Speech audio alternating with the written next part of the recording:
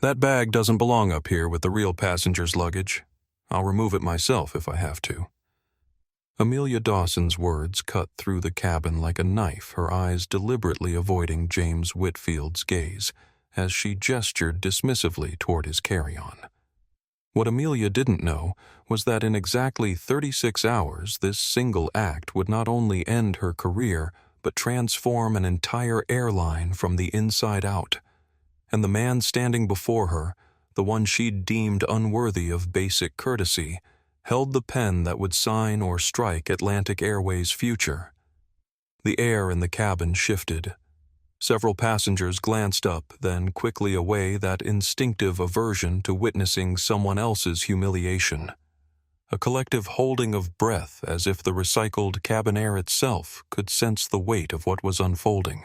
Hartsfield-Jackson, Atlanta International Airport, hummed outside the aircraft windows, the world's busiest skyport continuing its perpetual symphony of arrivals and departures.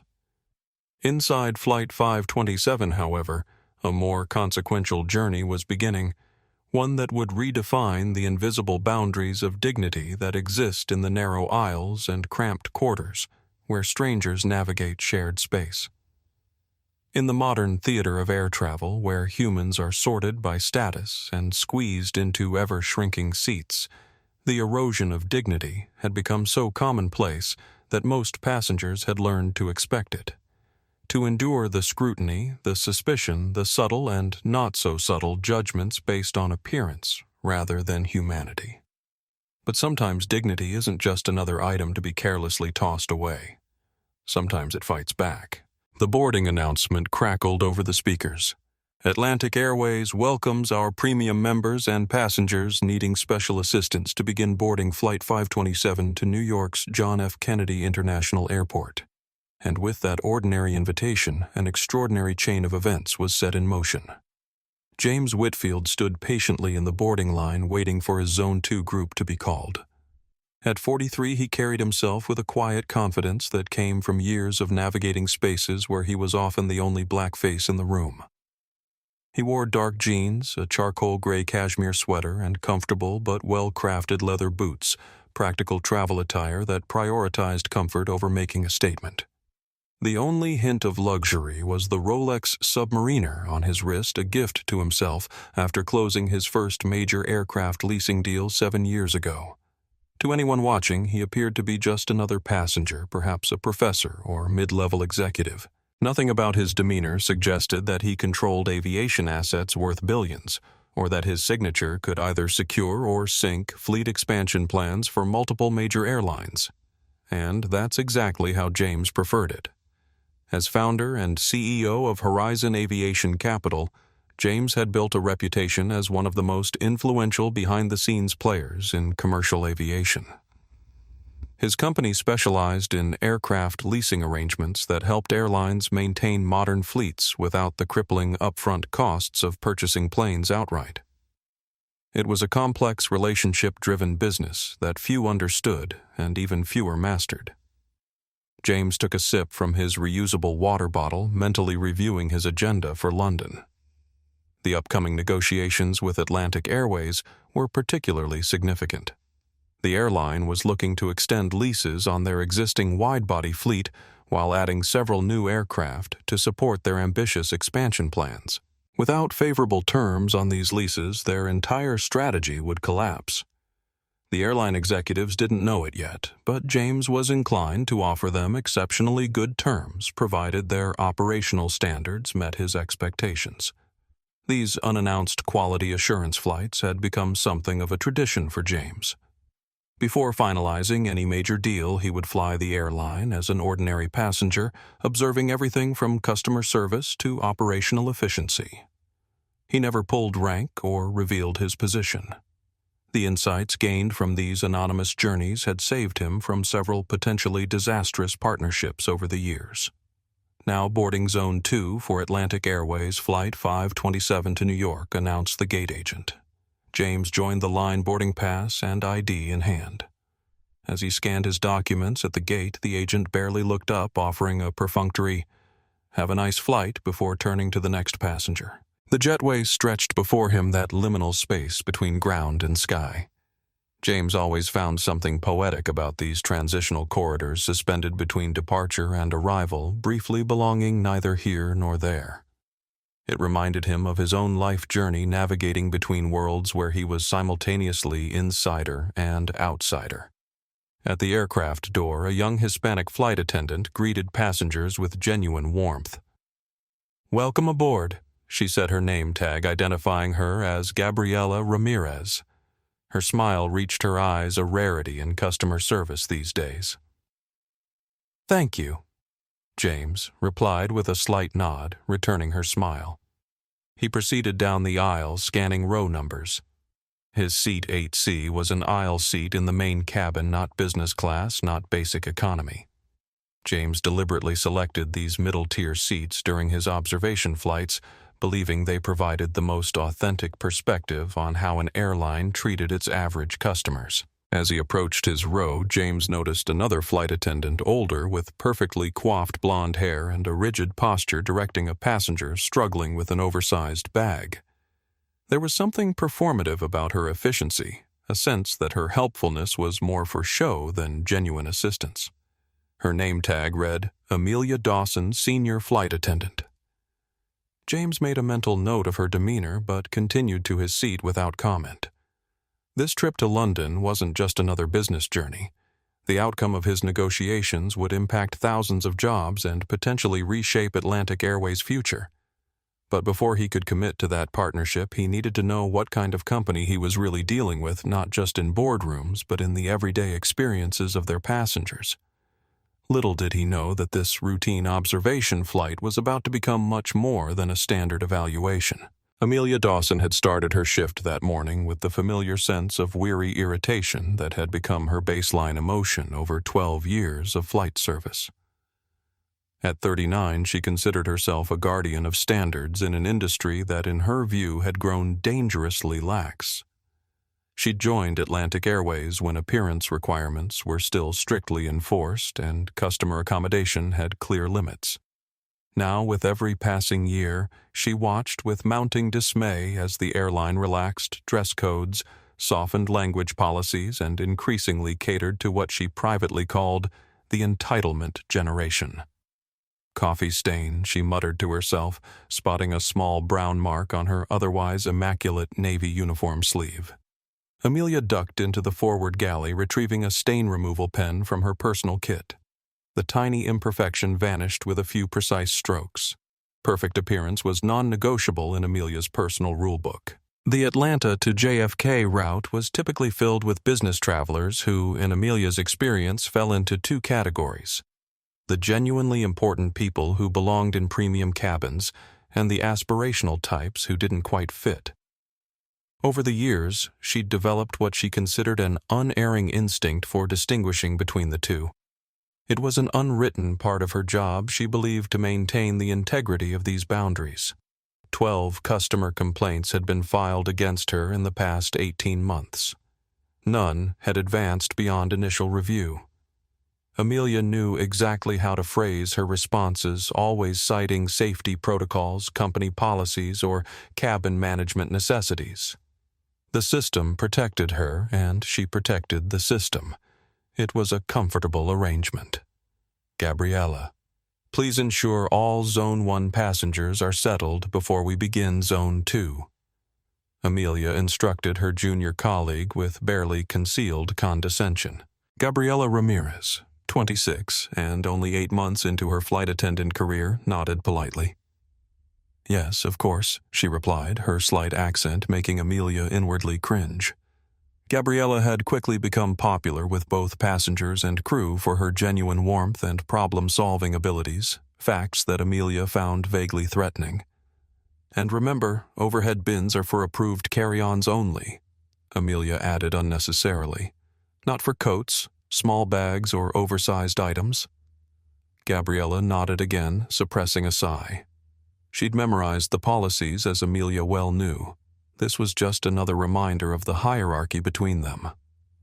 As Zone 2 boarding began, Amelia positioned herself strategically at the front of the cabin, mentally cataloging potential situation passengers, those who might require additional guidance to comply with her interpretation of airline policies. Her eyes narrowed as a large family with small children entered, already calculating how their disruptive presence might impact her carefully maintained cabin order. "Excuse me, that bag needs to go under the seat," she instructed a young woman attempting to place a purse in the overhead bin. The passenger complied without protest, exactly as expected. This was Amelia's domain, her carefully controlled territory. Here her word was effectively law. The captain might command the cockpit, but the cabin was her realm.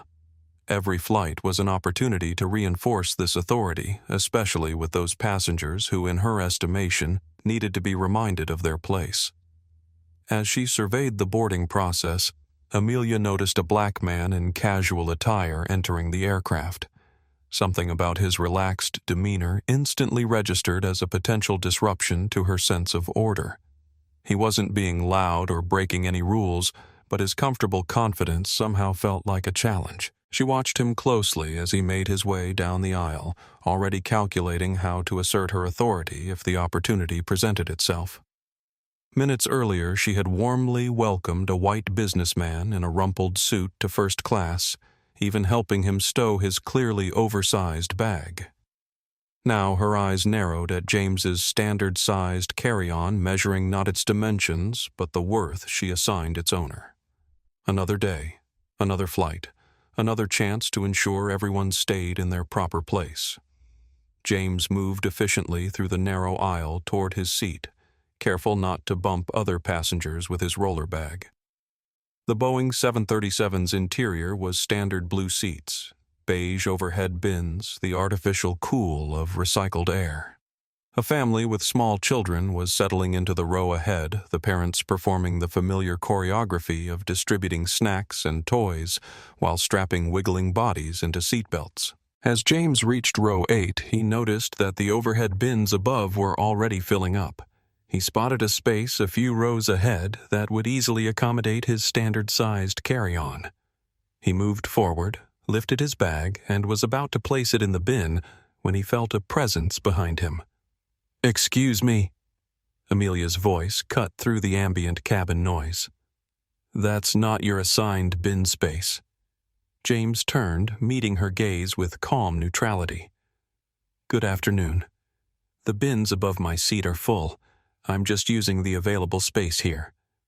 "Those bins are reserved for the passengers seated in these rows," Amelia replied, her tone suggesting she was explaining something to a child.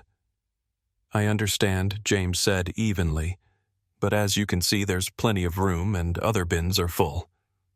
Amelia's lips tightened almost imperceptibly. "Well, your bag seems oversized anyway. May I check the dimensions?"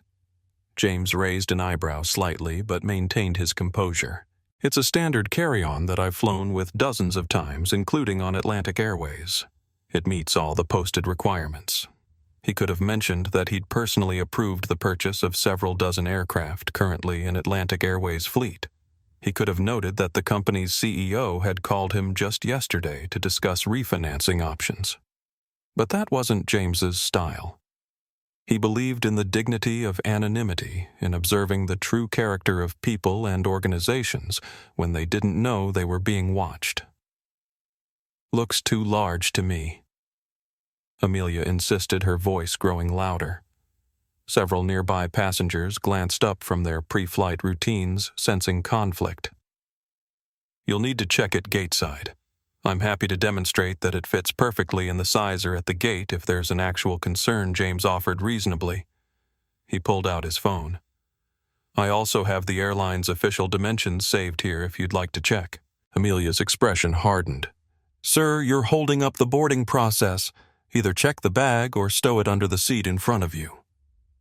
The cabin had grown quieter as more passengers tuned into the exchange. James weighed his options. This was exactly the kind of interaction he was here to observe, though he'd hoped to be a witness rather than a participant. "Under the seat won't work for a hard-sided roller bag," he stated calmly. "And this bag is well within your airline's size limits. I'm just trying to use available space efficiently." "Sir," Amelia's voice took on an edge that made the underlying message clear. "You don't look like someone who should be questioning me. I'm going to have to insist. Gate check or under the seat. Those are your options." From the corner of his eye, James noticed Gabriella hovering nearby, looking uncomfortable with her colleague's approach. She stepped forward tentatively. "Amelia, there's plenty of room in that bin. The flight is nearly full, so we should... I've got this handled." "Thank you." Amelia cut her off sharply. She turned back to James. "Your decision, sir. We have other passengers waiting to board." James took a deep breath. He could escalate this into something bigger, but that wouldn't serve his purpose today. His goal was to observe the airline's operations, not become the center of attention. "I'll gate check it," he conceded, his voice level. "Wise choice," Amelia replied with a thin smile that didn't reach her eyes. "You can leave it by the aircraft door and it'll be waiting for you in New York." As James turned to leave, he caught the eye of an older black woman seated nearby. Her expression communicated a silent message of shared understanding, the weary recognition of a familiar pattern. She gave him the slightest nod, an acknowledgement of solidarity in the face of casual indignity. James nodded, turned, and walked back toward the front of the aircraft. As he passed Gabriella, she gave him an apologetic look. "I'm sorry about that, sir," she whispered. "It really should fit fine." "Not your fault," James assured her quietly. As he handed his bag to the gate agent, James made a mental note about the interaction. One difficult employee didn't define an entire airline, but how organizations handled such employees often revealed their true values. He returned to his seat without further comment, nodding politely to the elderly woman now seated in the window position of his row. "Quite a fuss over a bag," she remarked sympathetically. James gave her a measured smile. "Some battles aren't worth fighting." But as he settled in, he couldn't help wondering how many other passengers had been subjected to similar treatment, particularly those who lacked the resources or confidence to push back. The incident itself was minor, but its implications were not. The quiet dignity you carry matters more than any bag they can take away, the woman beside him murmured almost to herself. James turned to her with newfound interest. "That's a powerful perspective." "When you've lived as long as I have," she replied, "you learn which battles change you and which change the world. The trick is knowing the difference." Her words settled into James's thoughts as the final passengers boarded. What had begun as a simple observation flight was evolving into something more profound, a test not just of Atlantic Airways service standards, but of James's own understanding of how to use the power he wielded. What James didn't know was that this was merely the prelude to a far more troubling display of bias that would unfold within the hour. The aircraft had reached cruising altitude when James noticed movement in the aisle beside him. A man in his mid-30s with warm brown skin and dark hair tied back in a neat bun was returning from the lavatory. James recognized him from boarding. He'd been seated several rows behind in 14A, and had cheerfully helped an elderly passenger stow her luggage earlier. According to the Spanish-language novel that had peeked out of his backpack, James guessed he might be Hispanic. The man whose name James would later learn was Alejandro Morales slipped back into his seat without fanfare. Nothing about the moment suggested it would become pivotal in what was about to unfold. Approximately 20 minutes later, the flight hit a patch of moderate turbulence. The seatbelt sign chimed on, and Amelia made an announcement instructing all passengers to return to their seats immediately. James noticed her particular emphasis on immediately delivered with the subtle satisfaction of someone who enjoys exercising authority. As the turbulence subsided and the captain turned off the seatbelt sign, the usual rustling of passengers resuming their activities filled the cabin. James was reviewing some preliminary notes on his tablet when a movement in his peripheral vision caught his attention. Amelia was standing near Alejandro's row, peering into the overhead bin with a peculiar expression, something between irritation and satisfaction, like someone who'd found exactly what they were looking for, especially when what they were looking for was a problem. James watched as she reached up and removed a black duffel bag from the bin. There was nothing remarkable about the bag itself. Standard size, black canvas with a silver zipper, the type thousands of travelers carried every day. What was remarkable was what Amelia did next. Rather than asking nearby passengers about the bag's ownership or making an announcement, she tucked it under her arm and walked briskly toward the forward galley. Something about her purposeful stride and furtive glances made James's instincts prickle. He unbuckled his seatbelt and leaned slightly into the aisle, maintaining visual contact as she disappeared into the galley. What he witnessed next stunned him. Through the partial opening between the galley curtains, James clearly saw Amelia take the black duffel bag and deliberately place it inside a large plastic trash bag, the kind crew used for collecting cabin waste. Her actions were quick and furtive, clearly not meant for passenger observation. The sight hit James with unexpected force, not just the action itself, but what it represented. In that plastic trash bag lay more than canvas and zippers. It contained someone's dignity, casually discarded by a person who'd decided they weren't worthy of basic respect. James remained half standing in his seat, gaze fixed on the galley entrance. When Amelia emerged a moment later without the bag, his suspicions were confirmed. She noticed his attention and frowned. "Is there something you need, sir?" Her voice carried a warning tone. "I'm curious about that bag you just took from the overhead bin," James said evenly, loud enough to be heard but not confrontational. "It's being handled according to protocol," she replied dismissively. "Please return to your seat. What protocol involves putting a passenger's bag in the trash?" James asked, his voice still measured but firm. Amelia's eyes widened slightly. She hadn't expected to be observed. Several nearby passengers were now tuning into the exchange. "That's not what happened," she said firmly, though her reddening face suggested otherwise. "We're securing an unattended item." By placing it in a garbage bag, James pressed. The older woman beside James leaned forward slightly. "I saw it too," she said quietly but clearly. "She put that bag in the trash." Amelia's gaze flicked between them, a flash of uncertainty crossing her features before her expression hardened again. "As I said, we're following protocol for unsecured items during turbulence." James sat back down but kept his attention on the developing situation. Approximately 10 minutes later, a commotion arose several rows behind him. "Excuse me. My bag is missing." Alejandro's voice carried a note of rising panic. "I had a black duffel bag in the overhead bin and now it's gone." James watched as Alejandro checked adjacent bins, becoming increasingly distressed. Other passengers began looking around, shaking their heads to indicate they hadn't seen anything. Gabriella responded to Alejandro's call button, her expression concerned. "When did you last see your bag, sir?" "It was right here before the turbulence," Alejandro explained, gesturing to the overhead bin. "I put it there during boarding.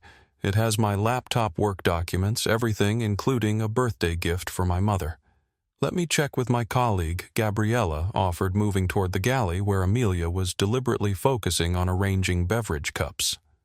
James made a decision. He stood again and addressed Gabriella. "Excuse me," he said clearly.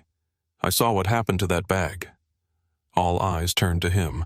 The cabin fell silent, that peculiar hush that falls when strangers suddenly find themselves witnesses to something significant. The senior flight attendant removed it from the bin during turbulence and took it to the forward galley, James stated calmly. "I observed her placing it inside a trash bag."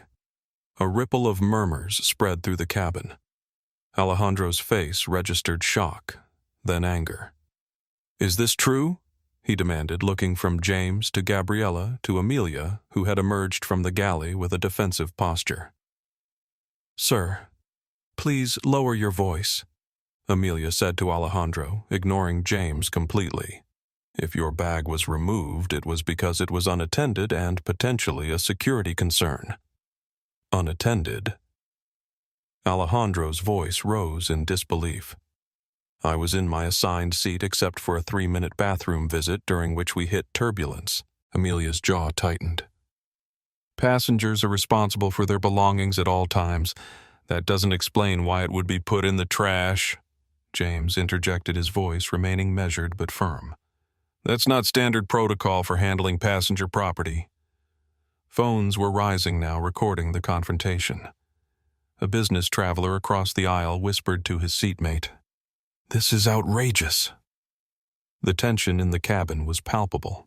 Other passengers were now openly watching, some with phones partially raised, sensing they were witnessing something significant.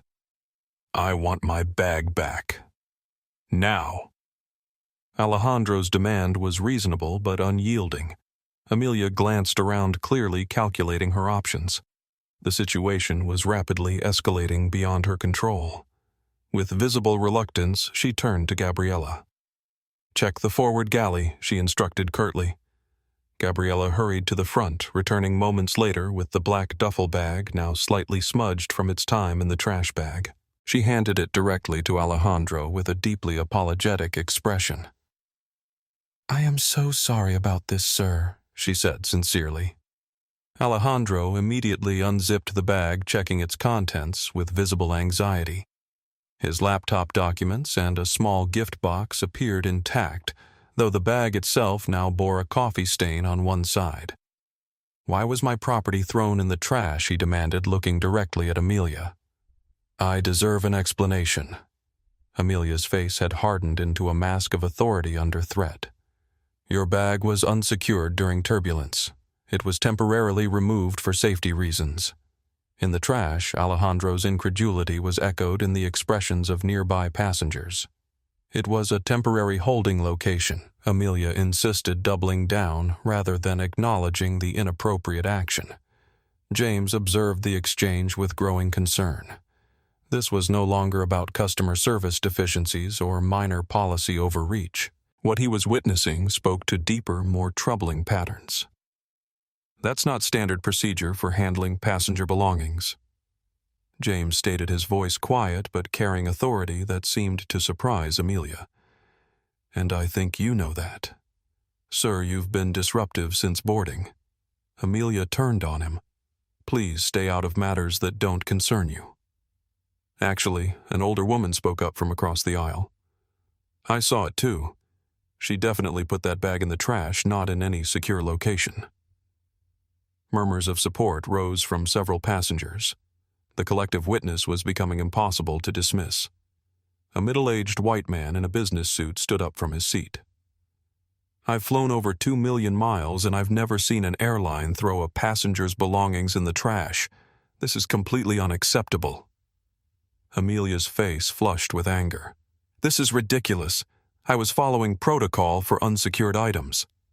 "By throwing them in the garbage," Alejandro challenged. "Would you have done that to any passenger's bag or just mine?" The implication hung in the air, uncomfortable but impossible to ignore. "Are you accusing me of something?" Amelia's voice took on a dangerous edge. "I'm stating facts," Alejandro replied firmly. "My bag was in its proper place. I was away from my seat for minutes during turbulence. You removed my property without notification and placed it in the trash. Those are the facts." James watched Amelia closely. In crisis moments, true character emerged, and what he was seeing troubled him deeply. Rather than de-escalating or acknowledging error, she was becoming more defensive and hostile. "This conversation is over," she declared. "Return to your seats immediately, or I'll be forced to report disruptive behavior to the captain." The silence that followed was deafening. It wasn't just awkward, it was the sound of collective judgment of dozens of witnesses recognizing an injustice that could no longer be hidden behind protocol or authority. Dignity isn't something that can be thrown away like trash, James said, his voice quiet but carrying throughout the hushed cabin. Unlike that bag once lost, it's much harder to recover. The words landed with such weight that even Amelia seemed momentarily at a loss for response. Several passengers nodded in agreement, others looked down, perhaps reflecting on times they had witnessed similar situations, and remained silent. Alejandro stood his ground. "I want your name and employee ID number. I'm filing a formal complaint the moment we land." Do whatever you want, Amelia replied dismissively. Now sit down. The confrontation had drawn the attention of nearly everyone in the main cabin. Phones were now openly recording the exchange. James remained calm but watchful, making mental notes not just of the incident itself, but of how it was being handled or mishandled by Atlantic Airways' senior cabin crew member.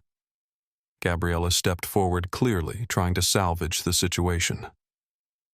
Mr. Morales, I want to personally apologize for this incident. We'll make sure this is properly addressed when we land. Can I bring you something to drink or anything to make the rest of your flight more comfortable? Her genuine concern provided stark contrast to Amelia's hostility. Alejandro nodded, his anger visibly tempered by Gabriella's sincerity. Thank you, he said.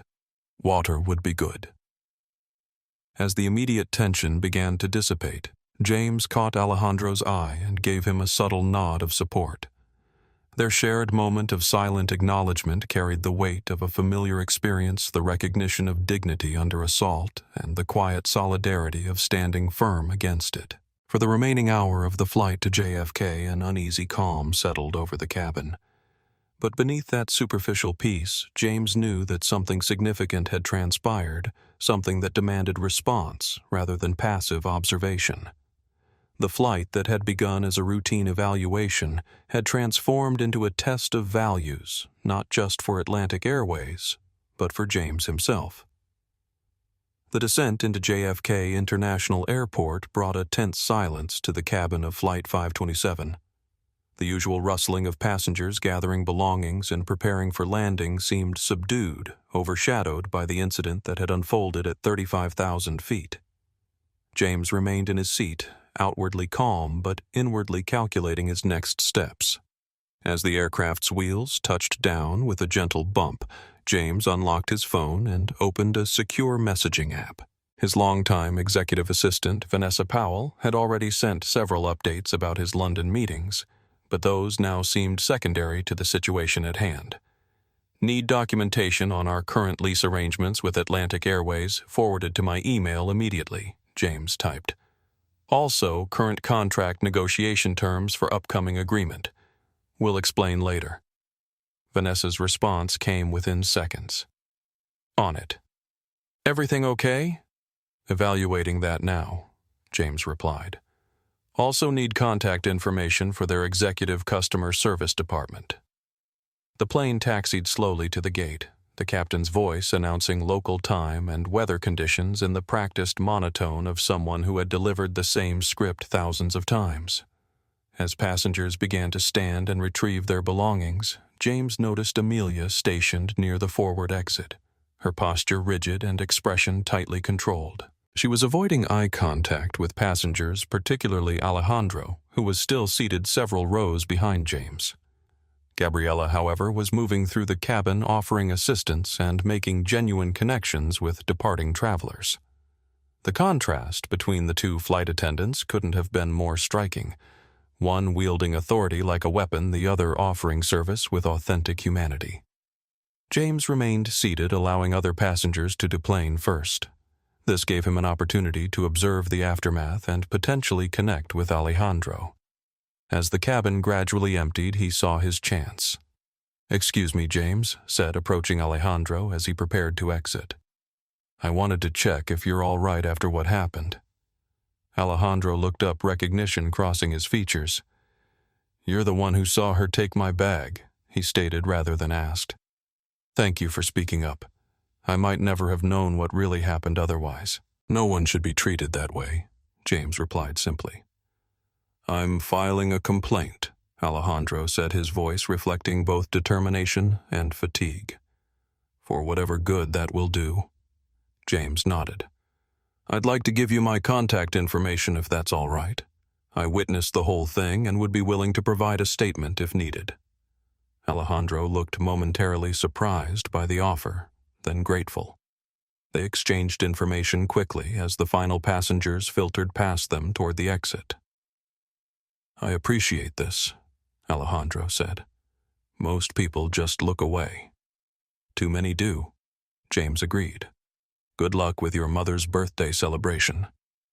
The older woman who had been seated near James approached them. "I got it all on video," she said quietly. "Every second from when she took the bag to when she denied it. My name's Eleanor. I'd be happy to share it if you need evidence for your complaint." Alejandro's expression brightened slightly. "That would be incredibly helpful, thank you."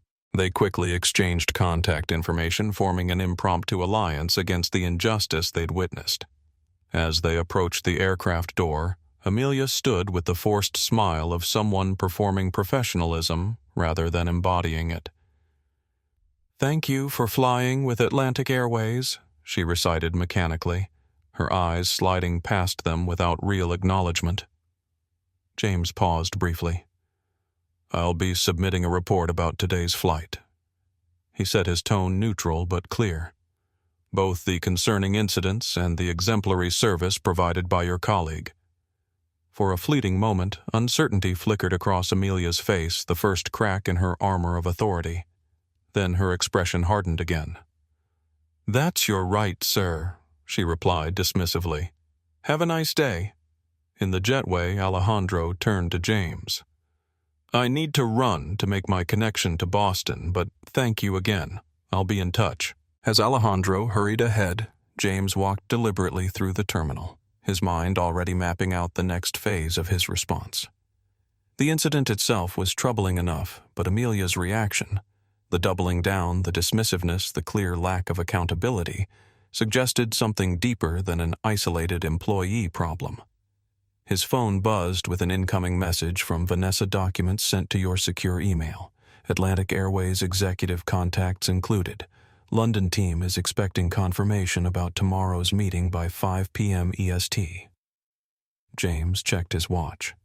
He had a 3-hour layover before his connecting flight to London, just enough time to set certain wheels in motion. Instead of heading to the general terminal area, James took an elevator to the upper level where airline lounges were located. Though he wasn't traveling in business class today, his status as a significant industry player meant doors typically closed to ordinary passengers would open for him if he chose to identify himself. Today, he would make that choice. Not out of ego or desire for special treatment, but because what he had witnessed demanded immediate attention from people with the authority to address it properly. As he approached the Atlantic Airways Premium Lounge, James thought about Alejandro, about his own gate-checked bag, and about all the passengers who encountered barriers large and small, based solely on perception and prejudice. This wasn't just about enforcing airline policy. It was about basic human dignity and the responsibility that came with power, regardless of whether that power was displayed on a name badge or held quietly behind the scenes. With that clarity of purpose, James presented himself at the lounge reception desk, prepared to transform from anonymous observer to influential actor in Atlantic Airways' future. The Atlantic Airways Premium Lounge entrance featured sleek marble counters and the airline's signature blue lighting. A receptionist with a practiced smile greeted James as he approached. "Good afternoon, sir. May I see your boarding pass and status card?" James presented his economy class boarding pass for his connecting flight to London. "I don't have status with Atlantic Airways," he said calmly, "but I believe Natalie Fontaine might want to speak with me. Would you please let her know that James Whitfield is here?" The receptionist's expression flickered between confusion and polite dismissal. "I'm sorry, sir, but without premium status or a business class ticket, I can't. Please just call Ms. Fontaine." James interrupted gently. "Tell her it concerns Atlantic Airways' upcoming fleet expansion and today's incident on Flight 527 from Atlanta." Something in his tone must have registered because the receptionist hesitated, then reached for her phone. After a brief hushed conversation, she looked up with newly attentive eyes. "Ms. Fontaine will be right out to meet you, Mr. Whitfield. Please make yourself comfortable." Less than 2 minutes later, a woman in her early 40s with a tailored navy suit and an expression of controlled curiosity emerged from the lounge doors. Natalie Fontaine, Atlantic Airways Customer Experience Manager for North American Operations, extended her hand. "Mr. Whitfield, I'm Natalie Fontaine. "This is unexpected, but certainly an honor. Please come in." As they walked through the premium lounge toward a private meeting room in the back, James noted the contrast between this rarefied space with its abundant food displays, comfortable seating, and attentive staff, and the cramped conditions in main cabin where most passengers spent their journeys. The physical gap between these environments perfectly mirrored the disparity in treatment he'd just witnessed. Once seated in the privacy of the small conference room, Natalie's professional demeanor remained intact, but her eyes reflected growing concern. "Your assistant forwarded some documentation that suggests you're significantly involved with our fleet financing," she began carefully. "I admit I'm surprised to find you traveling in economy today." "I travel as an ordinary passenger quite regularly," James replied. "It provides valuable perspective." "I see." Natalie nodded slowly. "And you mentioned an incident on today's flight from Atlanta." "Two incidents, actually," James said, his voice level but authoritative, both involving the same senior flight attendant and both deeply concerning. Over the next 15 minutes, James recounted the events in precise detail, from the unnecessary confrontation over his properly sized carry-on to the shocking disposal of Alejandro's bag in the trash.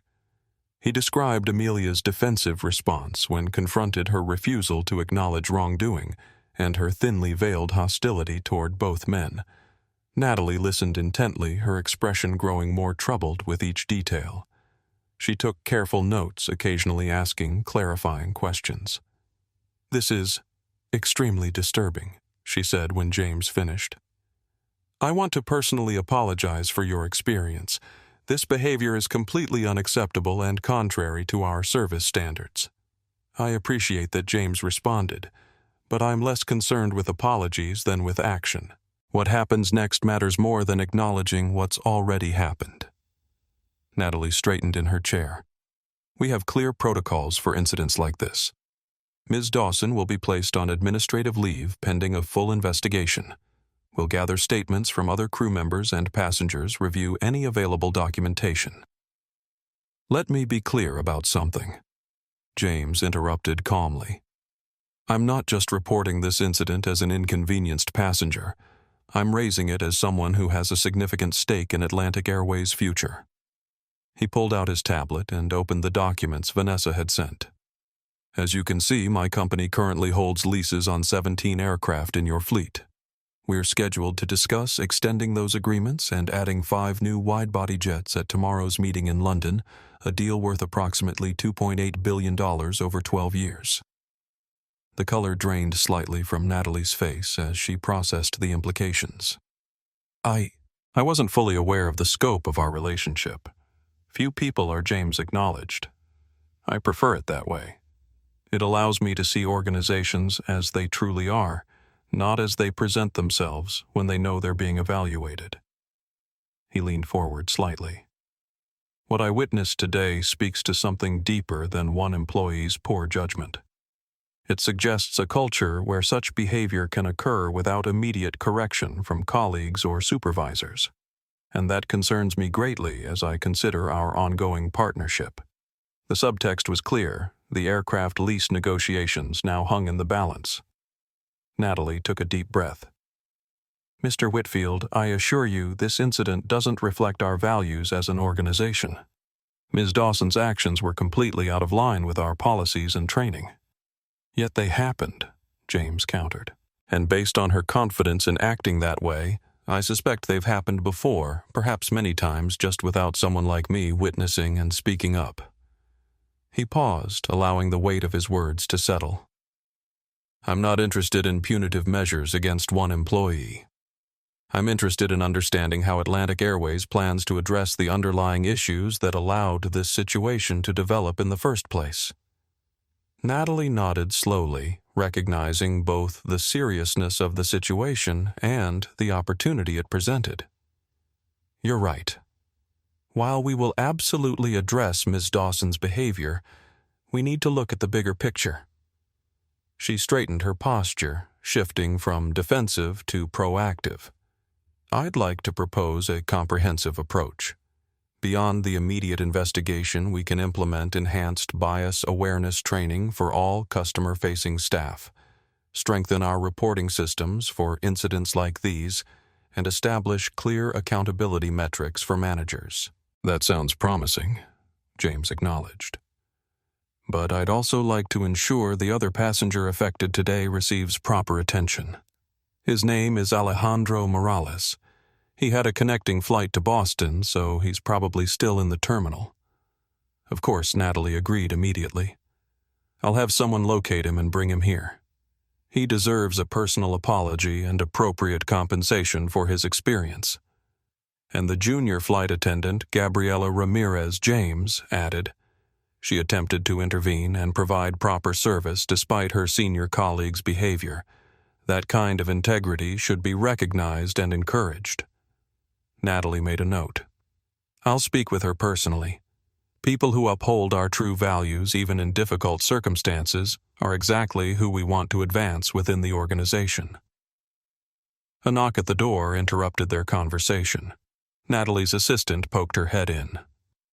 I'm sorry to interrupt, but Mr. Morales has been located near gate C42. Should I ask him to come to the lounge? Yes, please, Natalie confirmed, and arrange a complimentary pass regardless of his ticketing status.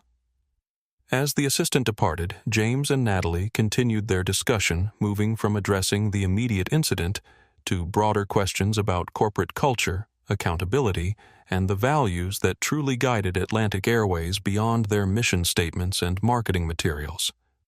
Suddenly, all the screens in the conference room simultaneously illuminated, displaying James's name photo and title, James Whitfield, CEO, Horizon Aviation Capital, current lessor of 17 Atlantic Airways aircraft. Natalie blinked in surprise at the dramatic display. James raised an eyebrow. I didn't authorize that. It's automatic when certain VIPs enter our facilities, Natalie explained, visibly flustered by the system's recognition of his importance. I'll have it disabled. Please do, James replied. Our conversation is more productive when we focus on substance rather than status. The screens went dark, but the impact remained a visual representation of the power dynamics at play. In that moment, the contrast was stark between how James had been treated as an anonymous black traveler versus how the system responded to his name and position. By the time Alejandro was escorted into the meeting room 20 minutes later, looking bewildered by his sudden VIP treatment, James and Natalie had outlined the framework for something more substantial than a routine customer service resolution. They had begun mapping a potential transformation in how the airline identified, addressed, and prevented the kinds of subtle and not-so-subtle discrimination that too often characterized the modern travel experience. Alejandro's eyes widened with recognition when he saw James. You're here too. What's going on, Mr. Morales? Natalie stood to greet him. I'm Natalie Fontaine, Customer Experience Manager. We've asked you here because we want to address what happened on your flight today. And it seems you already know Mr. Whitfield. We met on the plane. Alejandro confirmed, glancing between them with growing curiosity. Please have a seat, Natalie offered. We have a lot to discuss.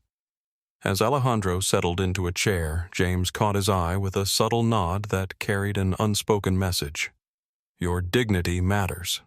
And sometimes justice comes from unexpected directions.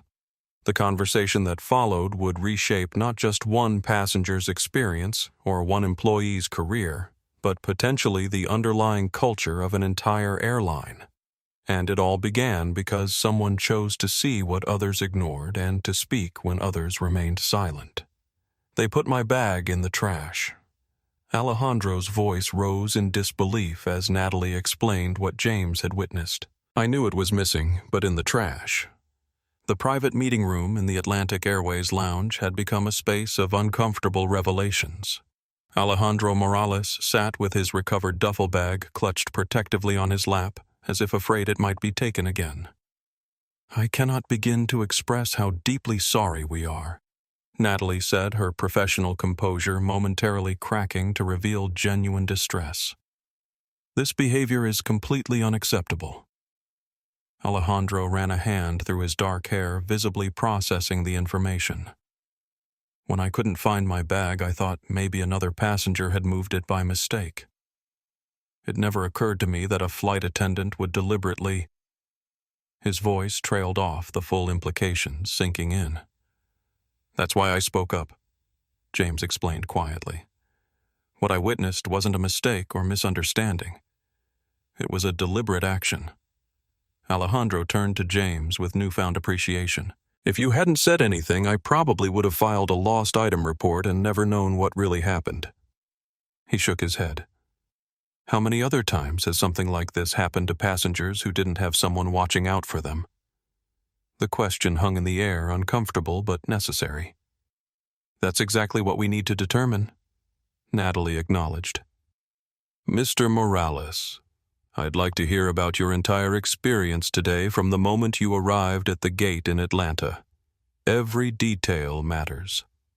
For the next 20 minutes, Alejandro recounted his journey. He described boarding the aircraft, being greeted warmly by Gabriella, but receiving only a perfunctory nod from Amelia. He noted how he'd helped an elderly woman with her luggage, after which Amelia had given him a look of what he described as annoyed surprise. He detailed the brief bathroom visit during turbulence and his panic upon returning to find his bag missing. The thing is, Alejandro added, I travel for work all the time. I know the routines, the rules. I'm always careful to follow them precisely because he hesitated. Then continued with painful honesty, because I know that sometimes people like me are watched more closely given less benefit of the doubt. Natalie nodded, making notes but maintaining eye contact. And when you discovered your bag was missing, what was Ms. Dawson's response? She acted like I was being unreasonable for even asking about it. Alejandro said, frustration evident in his voice, like I was creating a problem rather than responding to one. If Mr. Whitfield hadn't spoken up, he glanced at James gratefully. As the conversation continued, a knock at the door interrupted them. A young Hispanic man in an Atlantic Airways uniform entered with a tablet in hand. Ms. Fontaine, I have the preliminary incident report you requested, he said, handing her the device. Thank you, Luis, she replied. Mr. Morales. This is Luis Hernandez from our customer advocacy team. Luis, this is Mr. Morales, the passenger we discussed. Luis nodded respectfully to Alejandro. Sir, I've been assigned to document your experience in detail and ensure appropriate follow-up. We take this matter extremely seriously. Alejandro looked surprised at the sudden attention. I was going to file a complaint at the service desk, but I didn't expect all of this. He gestured to the private room, the management presence, the formal documentation process. Most passengers don't receive this level of response, James observed quietly, the unspoken reality evident to everyone in the room. Natalie had the grace to look uncomfortable with this truth. You're right, Mr. Whitfield, and that's part of what needs to change. She turned to Alejandro. Your experience matters to us, Mr. Morales, not because of who else is in this room, or because of potential publicity, but because no passenger should ever be treated with such disrespect. For the next hour, Luis worked with Alejandro to document every detail of the incident, while Natalie and James continued their broader discussion about accountability and cultural change. The atmosphere was one of focused determination rather than mere damage control. When they finally prepared to depart Alejandro to his rescheduled flight to Boston, James to continue preparations for his London meeting, and Natalie to begin implementing immediate response measures, Luis presented Alejandro with an envelope. Sir, in addition to formal documentation and follow-up, we've arranged complimentary upgrades for your return journey, compensation for today's distress, and a direct contact line for any future concerns, Luis explained. Ms. Fontaine has also approved a donation in your name to the education charity listed in your customer profile. Alejandro appeared momentarily overcome, blinking rapidly. Thank you. That's Unexpected. It's the least we can do, Natalie responded. But more importantly, I want you to know that this incident will lead to real changes in how we operate. Your experience today, painful as it was, may help prevent countless others from facing similar treatment. As they prepared to leave the lounge, Alejandro turned to James. You didn't have to get involved. Most people wouldn't have. That's precisely why I had to, James replied. When we stay silent in the face of injustice, we become part of the problem. Alejandro nodded, understanding dawning. You know, my mother always says that dignity isn't what others give you. It's what no one can take away unless you let them. Your mother sounds like a wise woman. James smiled. I hope her birthday is wonderful. It will be, Alejandro said with newfound certainty, because I'll be telling her about how one person's willingness to speak up made all the difference. They shook hands, a gesture that carried the weight of shared understanding about what it meant to stand firm in one's dignity, regardless of how others might try to diminish it. What had begun as a chance encounter between strangers on a flight was evolving into something more profound, an alliance built on mutual respect and recognition. As Alejandro departed with Luis to make his connection, Natalie turned to James.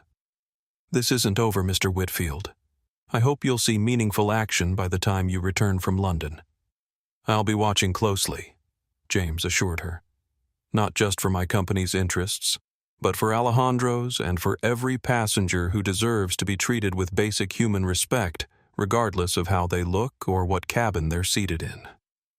With that, he gathered his belongings and headed toward international departures, his resolve strengthened by the day's events. What had begun as a routine observation flight had evolved into something far more consequential, not just for Atlantic Airways, but for his own understanding of how he might use his position to effect meaningful change.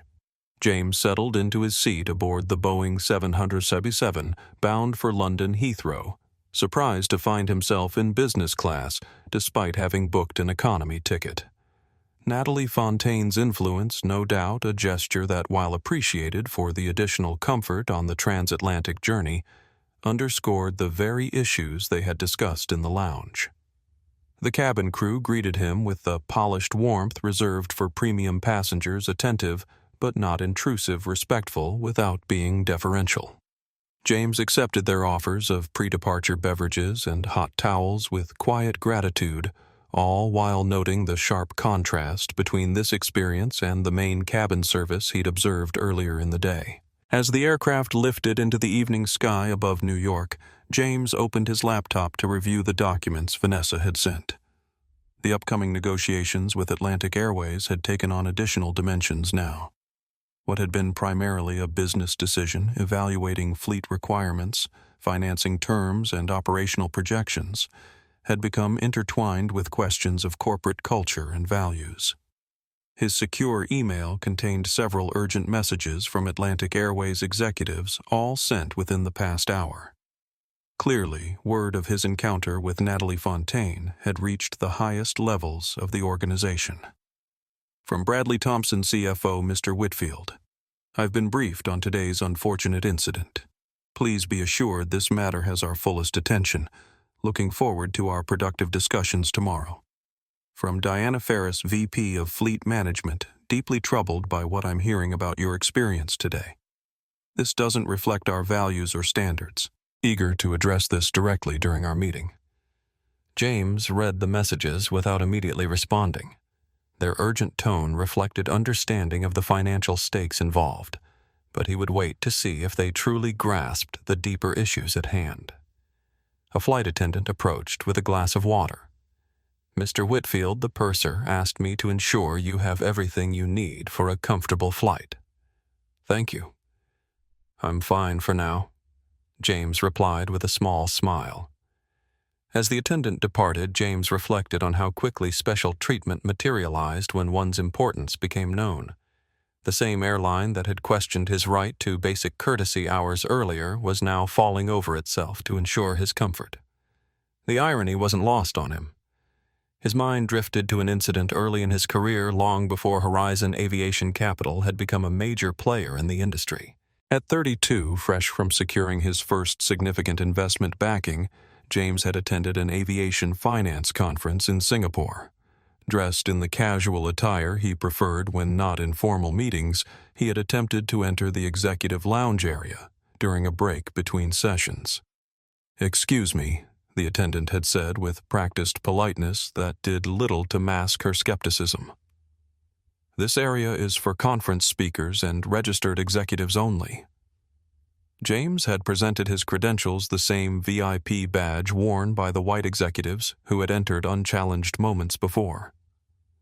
"I'll need to verify this," she had insisted, making a phone call while James waited, acutely aware of curious glances from others in the vicinity. After confirmation, she had offered a tight smile with no apology. "You're cleared to enter, Mr. Whitfield." That moment had crystallized something for James. Success wasn't just about building wealth or influence. It was about creating enough power to ensure such incidents became increasingly rare, not just for himself, but for everyone who faced similar barriers based solely on appearance.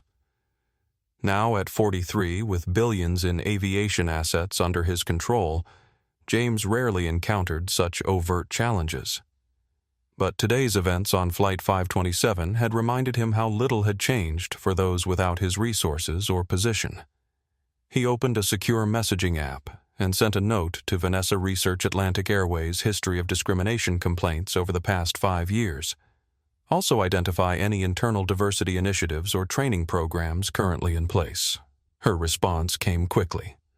On it, preliminary info shows 37 formal discrimination complaints filed with DOT against Atlantic over that period. Industry average for comparable airlines is 22. Current diversity initiatives appear limited to standard compliance training, plus a recently formed employee resource group. We'll send full details within 2 hours. James wasn't surprised by the numbers.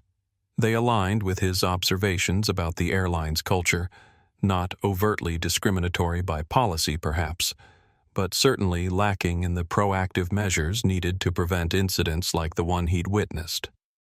The flight attendant returned with dinner service, presenting the business class meal with practiced elegance. "Chef's selection tonight is herb-crusted salmon with quinoa pilaf," she explained. "We also have a vegetarian option if you prefer." As James dined, he considered the inner conflict he was experiencing. Part of him wanted to use his financial leverage to force immediate change at Atlantic Airways, to make an example of them that would send ripples throughout the industry. Another part recognized the need for a more measured approach that would create sustainable transformation rather than just compliance under threat. Power wielded as a blunt instrument rarely created lasting change. But power applied with precision and principle could reshape entire landscapes. His phone chimed with another message from Vanessa. "Additional information you might find relevant." Atlantic Airways recently abandoned a planned diversity training expansion after pushback from certain board members who considered it unnecessary political correctness. Source is a former HR executive who left the company 4 months ago. That detail was telling. It suggested the barriers to meaningful change might exist at the highest levels of the organization, the very people he would be meeting tomorrow. As the cabin lights dimmed for the overnight flight, James reclined his seat and closed his eyes, not to sleep, but to think. By morning, he needed a clear strategy, not just for the business negotiation, but for the more challenging conversation about corporate culture and responsibility. He thought of Alejandro Morales, who by now was probably in Boston, perhaps recounting the bizarre experience to his mother, whose birthday gift had nearly been lost to casual discrimination. He thought of Amelia Dawson, whose actions reflected not just individual bias, but a system that had allowed such attitudes to persist unchecked. And he thought of his own responsibility, not just as a businessman concerned with contracts and conditions, but as someone with the rare opportunity to influence a large organization's approach to basic human dignity. "The world doesn't change when power speaks to power," James murmured to himself. "It changes when power speaks for those without it." The path forward began to crystallize in his mind. This wasn't just about securing favorable lease terms or protecting his company's financial interests. It was about using his position to push for changes that might never make headlines but could profoundly affect countless passengers' experiences. As the aircraft crossed the Atlantic, James finalized his approach for the coming days' meetings. By the time dawn broke over the English countryside, he was ready not just with financial projections and contract parameters, but with a clear vision for how Atlantic Airways could begin transforming itself from within. The Atlantic Airways corporate headquarters in London occupied 6 floors of a gleaming glass tower near Canary Wharf. James arrived 15 minutes early for the 9:00 a.m. meeting, giving him time to observe the environment. The reception area featured the airline's signature blue and silver color scheme with scale models of their fleet displayed in illuminated cases. A large screen displayed a promotional video highlighting the carrier's commitment to exceptional customer experiences at every altitude. The contrast between this polished corporate image and yesterday's reality wasn't lost on James. Mr. Whitfield, a receptionist, approached with a tablet in hand. "We've been expecting you. Mr. Thompson and Ms. Ferris are ready in the executive conference room." James followed her through security doors and up an elevator to the top floor, where expansive views of London provided a dramatic backdrop for the day's negotiations.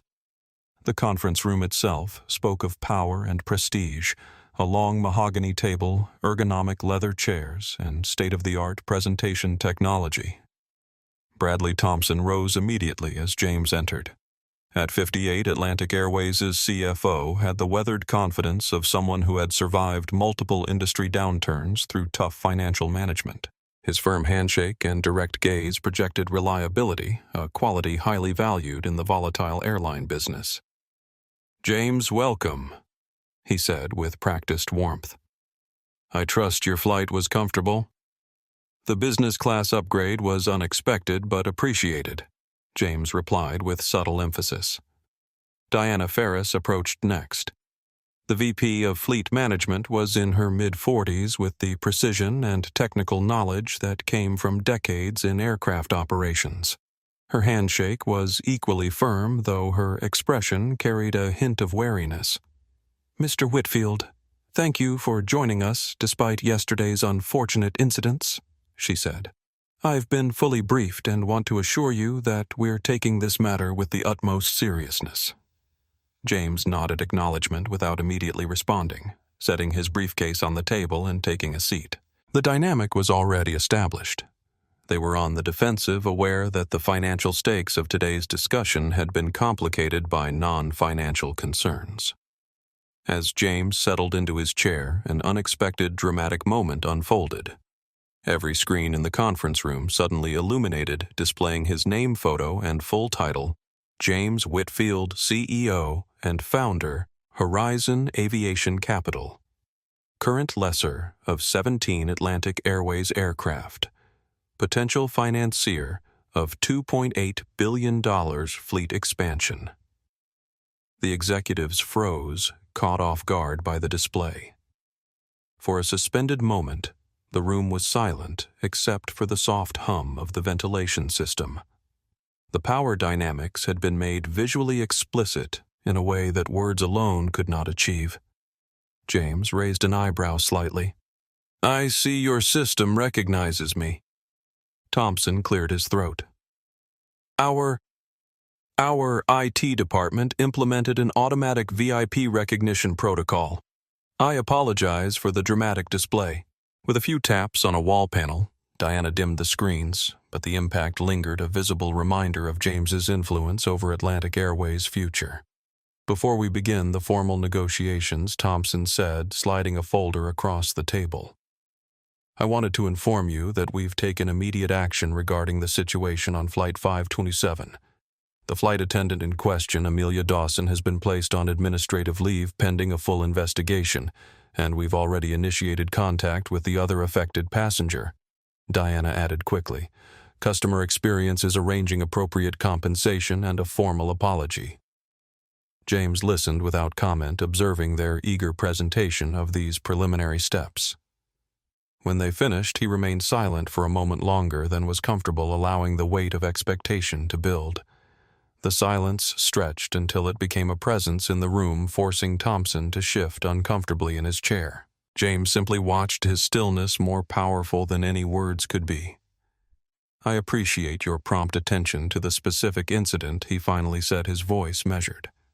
"But I'm more concerned with what it reveals about Atlantic Airways' underlying culture." Thompson's expression tightened slightly. "I assure you this was an isolated incident that doesn't reflect our corporate values." "Was it?" James asked simply. "My research indicates Atlantic Airways has received 37 formal discrimination complaints filed with the Department of Transportation in the past 5 years, significantly above the industry average.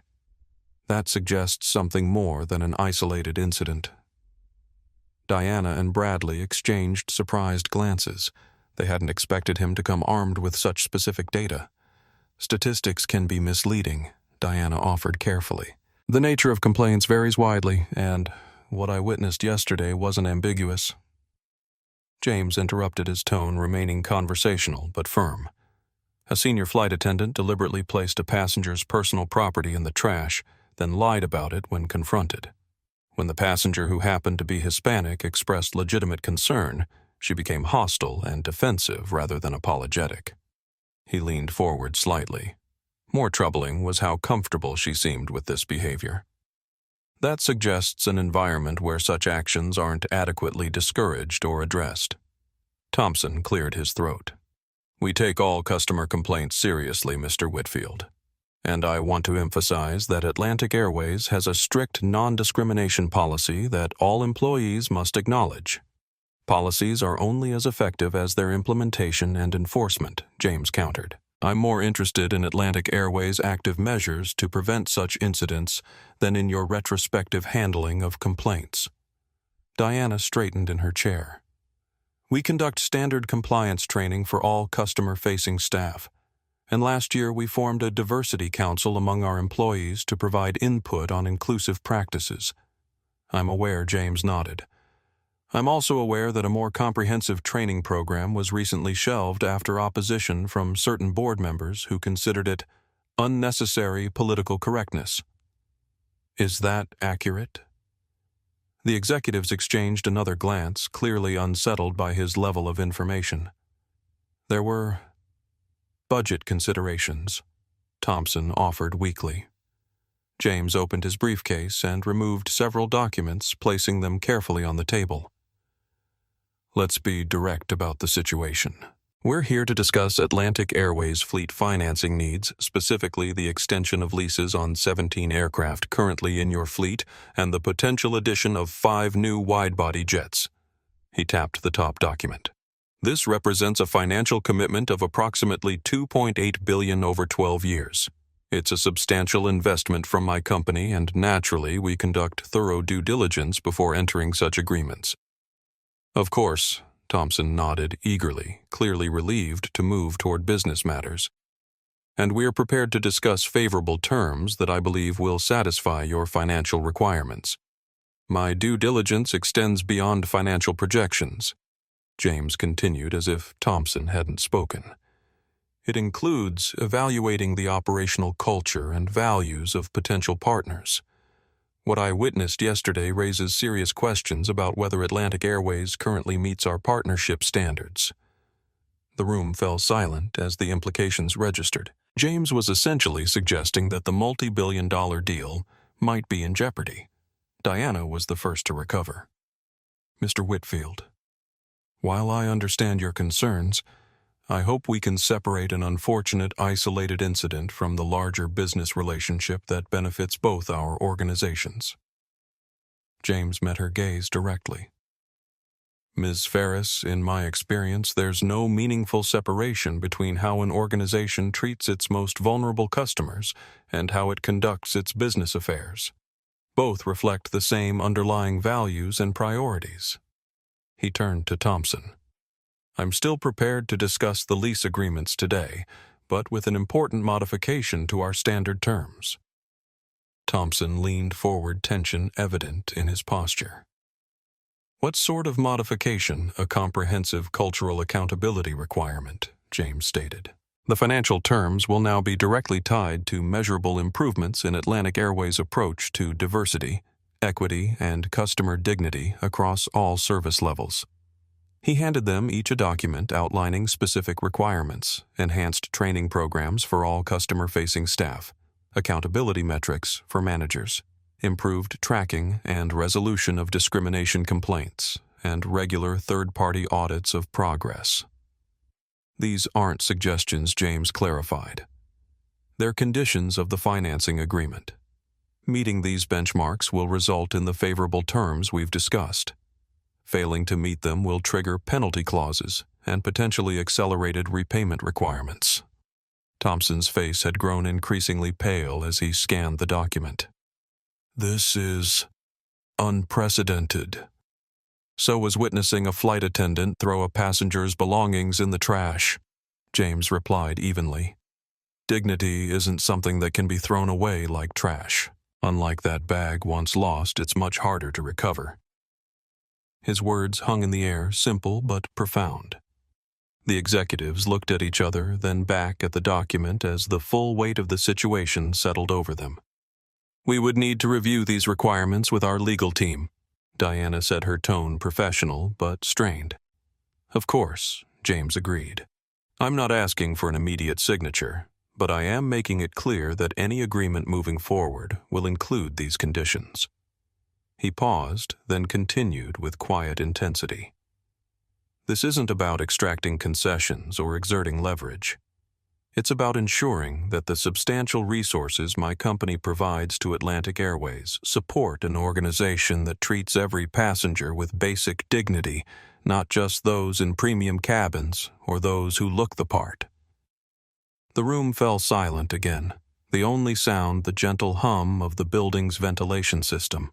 Outside the floor-to-ceiling windows, London carried on its business, unaware of the transformation potentially taking place within this glass tower. Finally, Thompson spoke, his voice having lost some of its practiced confidence. You've given us a great deal to consider, Mr. Whitfield. Perhaps we should take a brief recess before continuing our discussions. I think that would be wise, James agreed, gathering his materials. I'll wait in the reception area. As he stepped out of the conference room, James could hear the immediate buzz of concerned conversation behind him. He had disrupted their carefully prepared negotiation strategy, introducing elements that most financial discussions deliberately avoided. He found a quiet corner of the reception area and checked his phone. A message from Vanessa awaited update on Alejandro Morales. He's been contacted by Atlantic Airways' customer service team. Reports being treated with surprising attention and respect. Wanted to thank you for your intervention. James smiled slightly. The immediate response to the specific incident was appropriate, but the real test would be whether Atlantic Airways embraced the broader changes necessary to prevent future occurrences. 20 minutes later, Thompson's assistant approached. Mr. Whitfield, they're ready for you now. When James re-entered the conference room, he immediately sensed a shift in energy. Thompson and Ferris were seated side by side, their postures suggesting a unified front reached through hurried consultation. Mr. Whitfield, Thompson began, We've discussed your proposed conditions and have a response. Diana continued, While some aspects may require adjustment to align with our existing governance structures, we accept the fundamental premise. Atlantic Airways is committed to meaningful improvement in our approach to diversity and customer dignity. James studied their expressions, looking beyond the corporate language for signs of genuine commitment.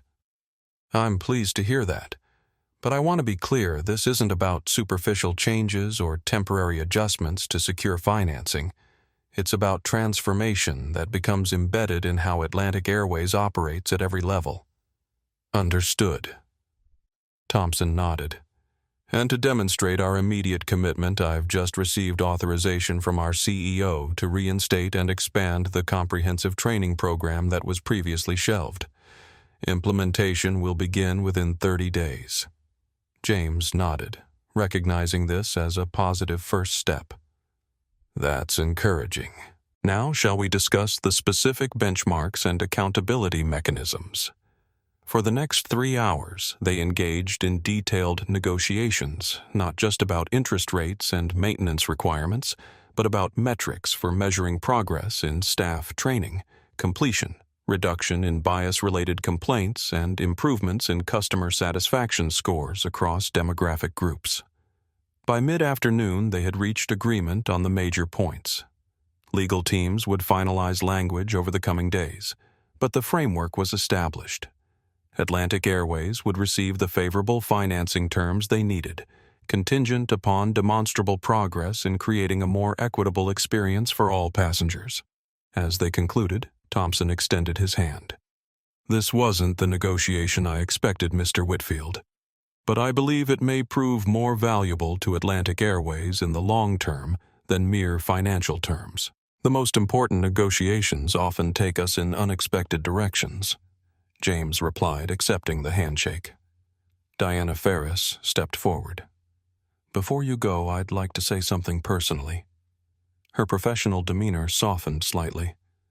"What happened on that flight was wrong. Full stop. And while we're addressing it officially through corporate channels, I want you to know that many of us within Atlantic Airways are genuinely troubled that it happened and committed to preventing similar incidents." James appreciated the sincerity in her voice. "That's good to hear, Ms. Ferris. Sometimes the most important changes begin with individuals acknowledging uncomfortable truths." As he departed the building and stepped into the London afternoon, James felt a measured satisfaction. Today's agreement wouldn't generate headlines or public recognition, but its impact would potentially reach thousands of passengers who would never know his name or role in improving their experience. True power isn't measured by who you can silence, he thought to himself, but by whose voices you choose to amplify. Some forms of power operated best from behind the scenes, not in dramatic confrontations, but in quiet insistence on better standards. And sometimes the most effective advocacy came not from protest, but from strategic application of influence in places where decisions were made. James hailed a taxi to his hotel, already mentally composing an update for Vanessa and contemplating next steps. The journey that had begun with a simple observation flight had evolved into something far more significant, not just for Atlantic Airways, but for his own understanding of how to effectively wield the influence he had spent decades building. 3 days after James Whitfield's eventful flight, Amelia Dawson sat rigidly in a straight-backed chair inside Atlantic Airways' Human Resources Department. The office was deliberately bland, neutral colors, corporate artwork, and the kind of impersonal furnishings designed to neither comfort nor intimidate. But despite the room's attempted neutrality, Amelia felt the weight of judgment pressing down on her. Across the desk, Richard Palmer, the airline's HR director, reviewed documents on his tablet with methodical precision. At 52, Palmer had the measured demeanor of someone who had conducted countless difficult conversations throughout his career. His silver-streaked hair and wire-rimmed glasses contributed to an appearance of authoritative impartiality. "Ms. Dawson," he began, looking up from his screen, "thank you for coming in today. As you know, we're addressing serious allegations regarding your conduct on Flight 527 from Atlanta to New York 3 days ago." "I was simply following procedure," Amelia replied, her voice tight. Unattended bags represent a security risk that Palmer held up a hand. "Let's be precise about what we're discussing. The investigation has gathered substantial evidence, including statements from multiple passengers and crew members. I'd like to review these with you before discussing next steps." He turned his tablet to face her, displaying a carefully organized timeline of events. First, there's the matter of requiring a passenger, James Whitfield, to gate-check his appropriately sized carry-on bag. 6 witnesses confirmed the bag met size requirements and that ample storage space was available. Amelia shifted uncomfortably. It appeared oversized from my vantage point.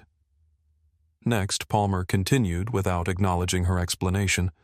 "We have the more serious incident involving passenger Alejandro Morales' bag. He swiped to a new screen displaying statement summaries. 11 passengers and 2 crew members confirm that you removed Mr. Morales' bag from the overhead bin while he was briefly in the lavatory during turbulence. Palmer looked at her directly.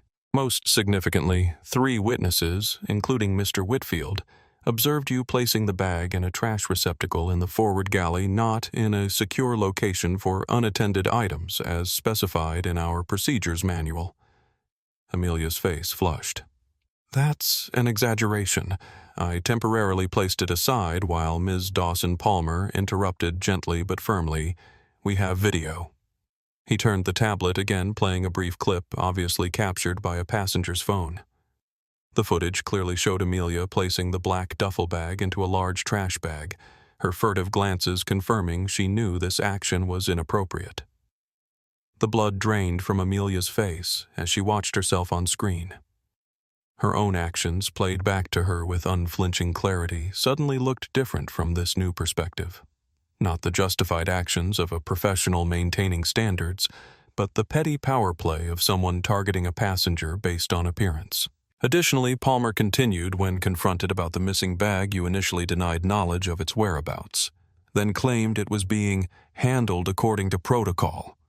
When the bag was discovered in the trash and returned to Mr. Morales, you offered no apology and instead suggested he was at fault. Amelia's hands twisted in her lap. The passengers were becoming disruptive. I was trying to maintain cabin order. Finally, Palmer said, as if she hadn't spoken, when Mr. Whitfield calmly pointed out that your actions were inappropriate, you responded with hostility and what multiple witnesses described as thinly veiled racial undertones. He set the tablet down and folded his hands. Ms. Dawson, your personnel file shows 7 previous complaints of a similar nature, though none quite this severe. In each case, you provided explanations that supervisors accepted. But the pattern and this most recent incident paint a concerning picture. Those were all misunderstandings. Amelia insisted, her voice rising slightly. Passengers often don't understand the pressures we face or the security protocols we must follow. Our security protocols never include placing passengers' belongings in trash receptacles, Palmer stated flatly, nor do they involve treating certain passengers with less respect than others. For the first time, a flicker of doubt crossed Amelia's face. Seen through the lens of others, her actions appeared indefensible. He retrieved an envelope from his desk drawer. After thorough review and in accordance with our employment policies, Atlantic Airways has made the decision to terminate your employment effective immediately. Amelia stared at the envelope, momentarily speechless. Terminated. For a minor procedural deviation for deliberately disposing of a passenger's property, lying about your actions when confronted, and creating a hostile environment based on apparent bias, Palmer clarified. This packet contains details about your final compensation benefits, continuation options, and the appeal process should you wish to contest this decision. Amelia's face contorted with anger and disbelief.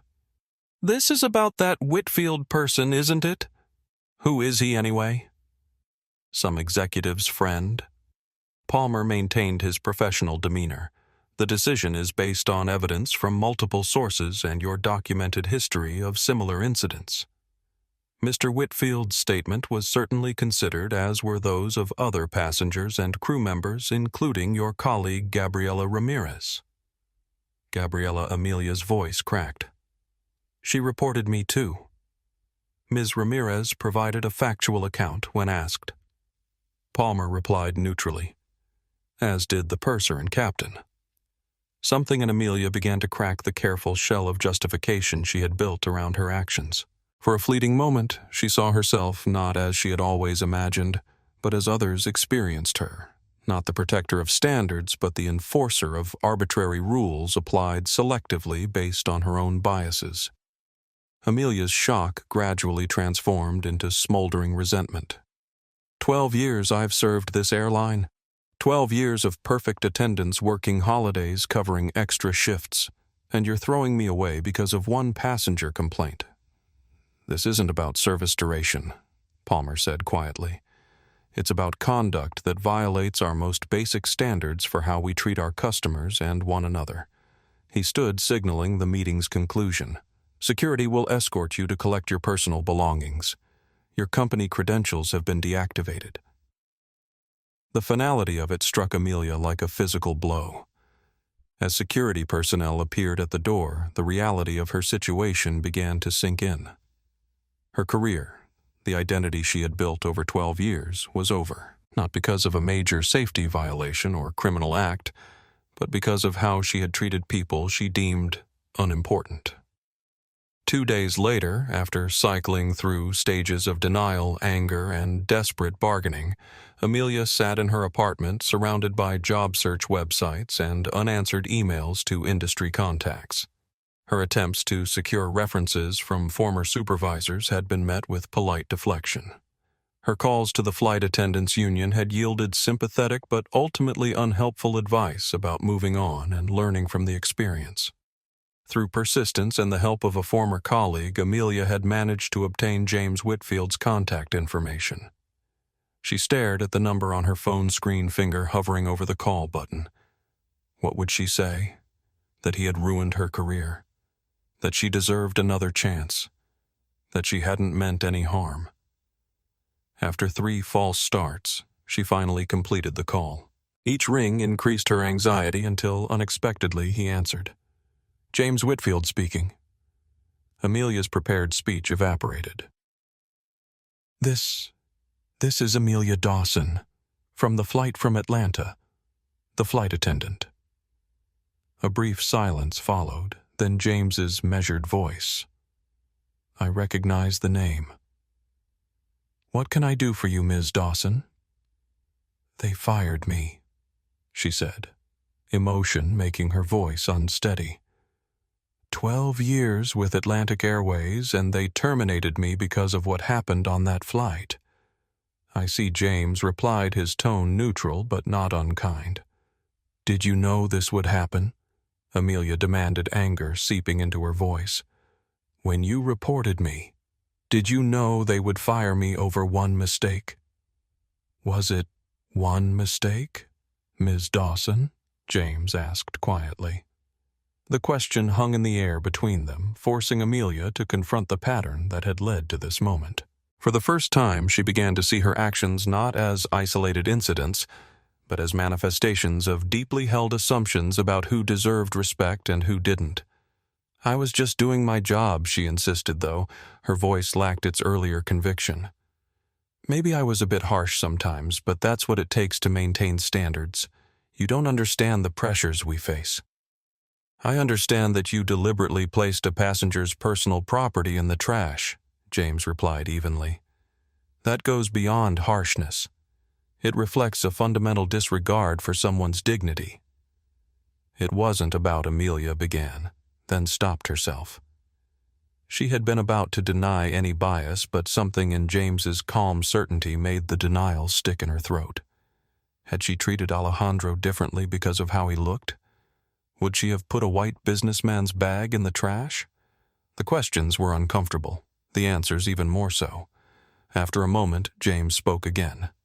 Miss Dawson, I didn't call for your termination. I reported what I witnessed because it was wrong. The airline made its own decision based on your actions, and I suspect your history. So, what am I supposed to do now? Amelia asked, her voice smaller. My entire career is over. Your career with Atlantic Airways is over, James corrected gently. What happens next is largely up to you. This could be an ending, or it could be an opportunity for reflection and growth. Amelia laughed bitterly. Easy for you to say. You clearly have power and influence. I've lost everything. You've lost a job, James countered. Not your skills, your experience, or your capacity to change. The question is whether you're willing to honestly examine why this happened and what it might teach you. The conversation wasn't going as Amelia had expected. She had anticipated either satisfying confrontation or potential intervention on her behalf. Instead, she found herself faced with uncomfortable introspection. I didn't mean to, she began, then faltered. I never thought of myself as... Again, she couldn't complete the thought. We rarely see ourselves clearly, James observed. Our actions often reveal truths we're not ready to acknowledge. Amelia was silent for several seconds, tears of frustration building. So that's it. No second chance. Second chances aren't given, Ms. Dawson. They're earned through recognition, responsibility, and change. James's voice remained free of condemnation despite his direct words. I believe in second chances, but they begin with honest self-examination. As the conversation drew to a close, Amelia felt strangely unsatisfied, yet somehow unburdened. James hadn't offered what she wanted: intervention, absolution, or even the satisfaction of a proper villain to blame. Instead, he had offered something she needed but hadn't sought the mirror of accountability held up without malice. After they disconnected, Amelia sat motionless, her apartment suddenly feeling too quiet, too empty. The familiar narrative she had constructed of herself as the victim of political correctness of passengers who didn't understand aviation realities of a company that had betrayed her loyalty began to crumble under the weight of simple truth. For the first time, she allowed herself to truly see the moment from Alejandro's perspective: the violation, the humiliation, the injustice. And from there, painful questions emerged. How many others had she treated with similar disregard? How often had she applied different standards based on appearance, accent, or assumption? The answers wouldn't come easily or quickly. But as Amelia finally opened her termination packet and began processing the logistics of her new reality, something shifted inside her. The journey ahead would be difficult, but necessary not just for her future employment prospects, but for the person she might yet become. The journey that began with a bag tossed into trash had transformed not just an airline, but the invisible dimensions of dignity that defined the space between strangers in transit. From a seemingly small incident on Flight 527, emerged changes that would impact thousands of travelers who would never know the full story behind their improved experiences. Atlantic Airways underwent a profound transformation implementing their passenger dignity initiative that became a model for the industry. James Whitfield continued to use his influence behind the scenes, making dignity metrics a standard part of his company's financing agreements, and Alejandro Morales, once the subject of casual disrespect, became a powerful advocate for equitable treatment in travel. True power isn't measured by who you can silence, but by whose voices you choose to amplify. And sometimes the most meaningful change begins with someone simply refusing to remain silent in the face of injustice. If this story resonated with you, please take a moment to like, subscribe, and share. Your support helps bring more stories like this to light, stories that remind us how a single act of speaking up can create ripples of positive change far beyond what we might imagine. Remember, dignity isn't what others give you, it's what no one can take away unless you let them.